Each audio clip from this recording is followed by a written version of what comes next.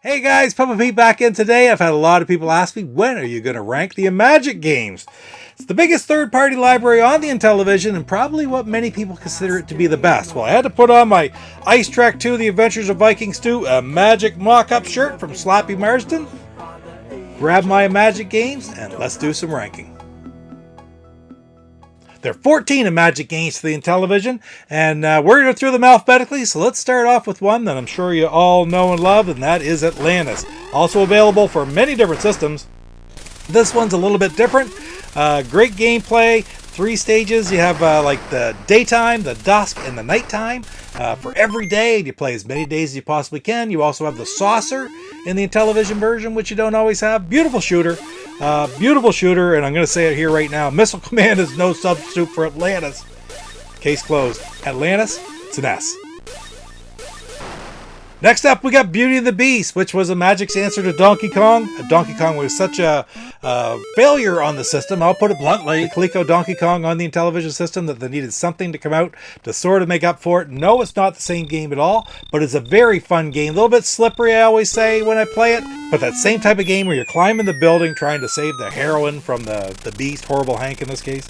And at the end of the day, it's just a lot of fun to play, and I'm going to give Beauty and the Beast, I'm going to give it a solid A. Demon Attack, the Imagic game that's been ported to the most different systems, and they had it for the Odyssey too, and all kinds of different computer systems of the day. ColecoVision, Intellivision, Atari, and they all had little differences as well. And this version right here of Demon Attack is quite a bit different than the original Atari 2600 version, for example. But at the end of the day, they're both very, very good games, and I am going to give Demon Attack, I'm going to rank it as an A.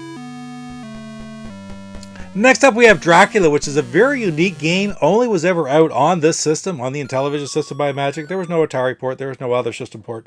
Very unique, where you control Dracula. You have to leave your coffin at night, leave the graveyard, go out and find victims, suck their blood, and then get back to your crypt by the morning. Lots of different nuances to gameplay. Pretty good graphics, great sounds, and at the end of the day, man, Dracula is a really interesting game by Alan Smith, and I am going to give it, I'm going to rank it as a B. Next up, we have the other Alan Smith creation for Intellivision, that's Dragonfire. And a very interesting game. Basically, you just try to cross the bridge to get an archer shooting at you. You got fireballs being thrown at you. And then you run into a room, grab the treasures while the dragon throws fireballs at you. Didn't hold my patience very long. It's got really good sounds. It's got really good graphics. But the gameplay for me is pretty weak. One of my least favorite Imagic games, actually. And I'm going to rank Dragonfire. I'm going to rank it as a D. Next up, we have the rarest of all the different Imagic games, and that's Fathom. You're trying to rescue Neptune's daughter from the depths of the sea, find the pieces of the trident.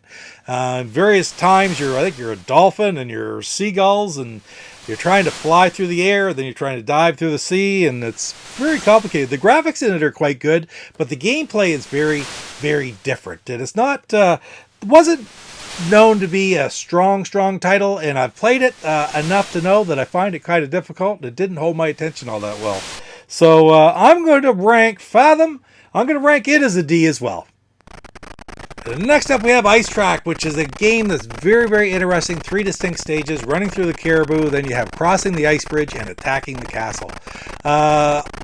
The Caribou stage is okay to play. The graphics look good. It's a little bit difficult. The crossing the ice bridge, where you have to use your grappling hook to grab the pieces, pull them into your bridge, and the fireballs to keep it from knocking away your bridge. It can be long and frustrating as blazes. A little bit difficult, but still the graphics are pretty good. And then I really do enjoy the castle scene, but it seems to go by so quickly. If you're doing well at it, it goes by very quickly. At the end of the day, it's a game that I will pick up now and again and play through a few rounds. But still, is it super strong? No, but it's not too bad either. I am going to rank Icetrack. I'm going to rank it as a B. Next up, we have Microsurgeon, a game by Rick Levine that has always been one of my favorites in the system. We had it back in the day where you're going through the body trying to rescue or save the different body parts from infection, from blockages, from stones, from tumors in the brain. And you have a microscopic ship. You go through the body and you work your way in through, do the save as much as you can, and then make your way out to try to collect your bill as a doctor. And at the end of the day, the graphics were kind of gory, I guess, but they're interesting and very good, I think. And the sound effects are very good as well. Even when you're in the heart or by the lungs, the sounds of the breathing and the sounds of the heartbeat. Very interesting the way it was all put together by Rick. And this is a game that I could put in right now and I could play it for an hour and really thoroughly enjoy myself. Man, I'm going to give Microsurgeon, I'm giving it, I'm ranking it as an S. Next we have Nova Blast, game by Wendell Brown, who also did Beauty and the Beast, and Imagic's answer to Defender. I don't mind Defender all that much, but of course I ranked it quite low when I did the Atari Soft games a couple of videos ago. And this one tends to correct some of the mistakes in Defender. It's a little bit easier to control, but it's got very similar style gameplay. That being said, very colorful, very pretty game. Great sound effects as well. Gameplay is only okay though. So at the end of the day, I'm going to rank Nova Blast. I'm going to rank it as a C. Here's Marvin Mednick's only game for the Intellivision system for Imagic. He was a very young kid. He was a student, I think, in university when he wrote this game. And that is Safecracker, a game, again, that I've covered on the 125 fairly recently. Go back and check out that episode for the full story on Safecracker. But you're basically driving around a city in an isometric point of view, driving your car, trying to avoid the police, get into buildings, break open safes, steal things and steal combinations for another safe. Where you can go to the treasury and get all kinds of money. But what am I going to rank it as? I am going to rank Safecracker. I kind of like this game. I'm going to rank this one as a solid B. Swords and Serpents, very interesting dungeon crawler back in the day where the player could be either a knight or a wizard. Mind you had to have two players if you wanted to be the wizard. You had to be a knight if you're only playing a one-player game. And you crawled through the dungeons trying to survive and find treasure and work your way down to the dungeon to get to the dragon, to defeat the dragon down at the very bottom. And the big thing about it is you couldn't defeat the dragon because they ran out of memory and they couldn't get it finished. So I can remember back in the day we had this game, played it, got right down to the dragon and tried everything to beat the stupid thing and didn't realize at the time there was no internet to tell us that you couldn't beat it then. So where am I going to rank it? A little frustration involved there with this one, let me tell you. But it's a fun playing game. The graphics are good. The gameplay is pretty good.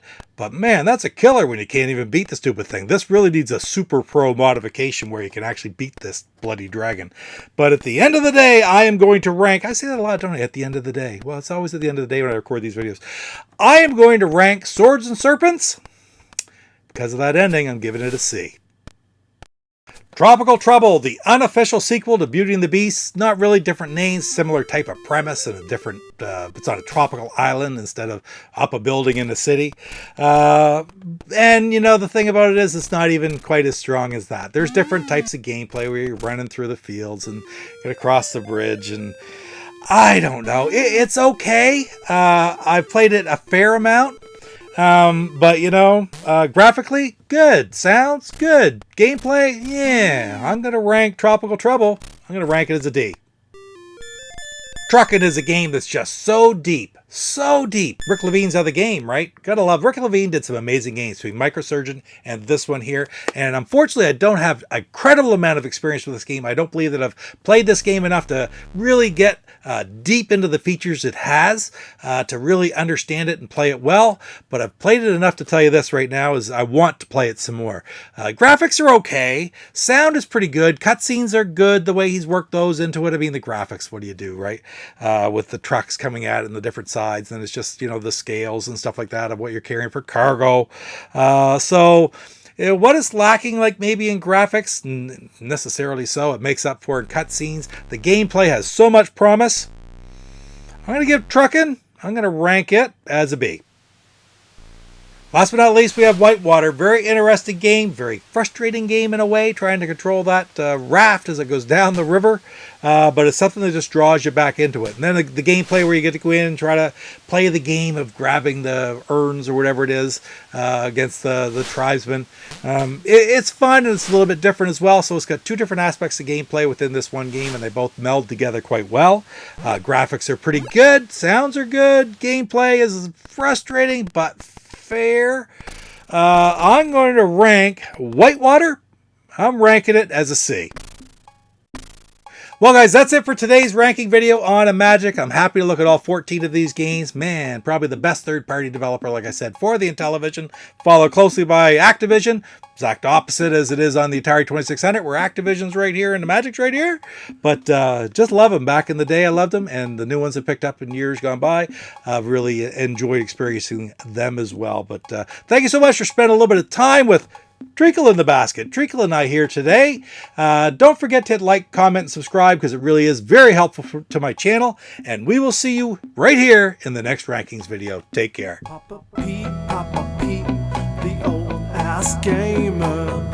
Papa Pete, the old ass gamer. If you haven't grown up by the age of... I'm Rick Levine, programmer of Intellivision games, microsurgeon, PBA bowling, and trucking. And you're watching Papa Pete, the old guy gamer. What the hell?